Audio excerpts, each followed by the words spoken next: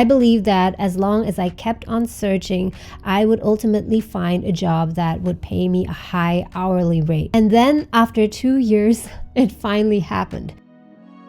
Hi guys, today I want to tell you the story about how I got to $100 per hour. As some of you might know, I currently have 2 freelance jobs, and one of them effectively makes me $100 per hour. Earning a higher hourly rate enables me to work fewer hours. And for me, it's not just about minimizing the number of hours for its own sake or just so that I can watch more Netflix. But what it does for me is that it frees up the time to work on more important things like this YouTube channel. If you watching right now are someone who works a 9 to 5 or even 9 to 9 job and you just can't find the time to work on the things that truly matter to you, then one of the things that you can do, and this is just one of the ways, is to find a job where you earn a higher hourly rate so that you can work fewer hours. And this will then free up the time to work on your own projects or to even develop other income streams.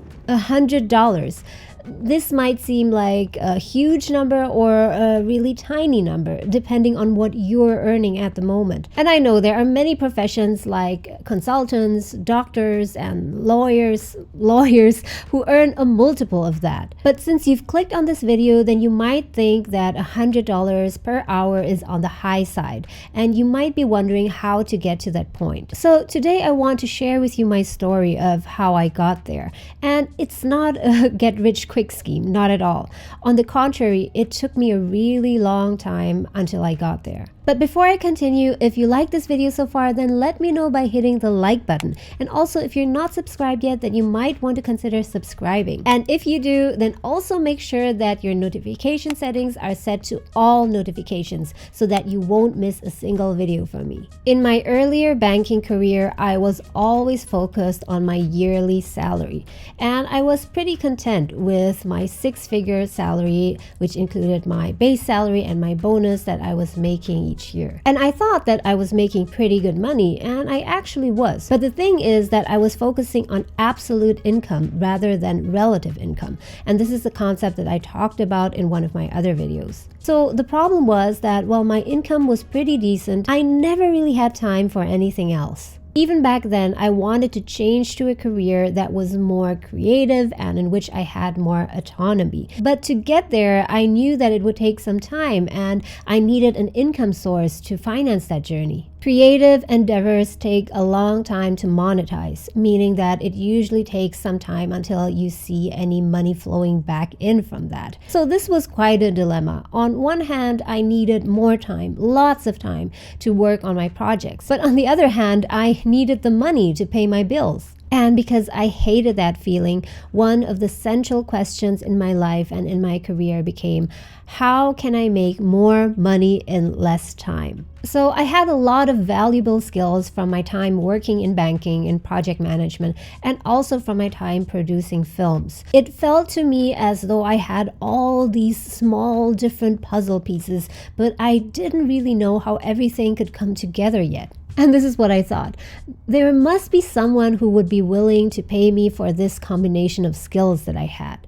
And I almost gave up hope, and there was seriously a time where I considered going back to the 9 to 5 to a job in the financial world. And there were several times where that almost happened, but luckily I kind of sabotaged myself. So I continued to pursue my creative projects while I worked in a few very low-paying part-time jobs. For a while, for about 5 to 6 months, I even worked at Starbucks, which only paid me a meager $14 per hour. But at that time, all I wanted is a part-time job which I could just leave at very short notice. If at that time I had gone back to a proper job in the financial industry which would pay me a proper salary, I think that I would have gotten so comfortable and I would simply just have stopped my search to look for an alternative way of earning money. I believe that as long as I kept on searching, I would ultimately find a job that would pay me a high hourly rate. And then after 2 years,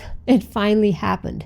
A friend of my friend offered me to apply for a freelance job, and it turned out that I was 100% match in terms of profile, in terms of skills and experience required. So who would have expected that? And at first, to be honest, I was doubting that the pay would be decent, but it turned out to be really good.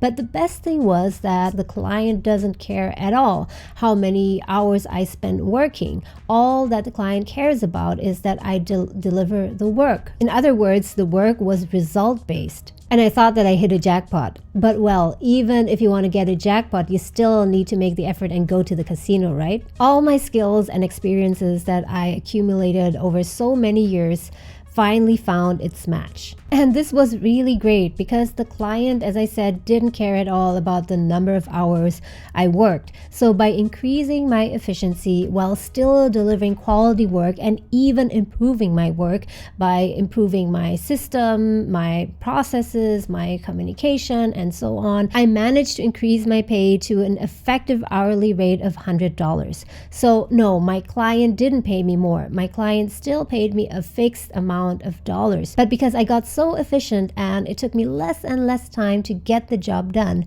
in the end I managed to increase the effective hourly rate. So if I divide the total amount of money I get from my client by the number of hours worked, then I arrive at $100 per hour. So was this all just luck? If you watching right now is someone who believes in luck, then you might seem, well, she just got lucky. I believe that it's all about being ready and being prepared to strike when the right opportunity comes. Right now, you might be thinking that your current job is just taking up so much time and you don't have any time for anything else. And you might even feel that you're stuck with your current earning potential and that it's going to be like this forever. But if you keep looking for opportunities that pay you not based on hours but based on results, then I do believe that you will eventually find it. I also believe that the pandemic has changed the whole context of work. Although I think that after this is finally over, hopefully soon, many employers will start trying to pull their workers back to the office. There will also be more and more opportunities of working remotely from home or from wherever you want,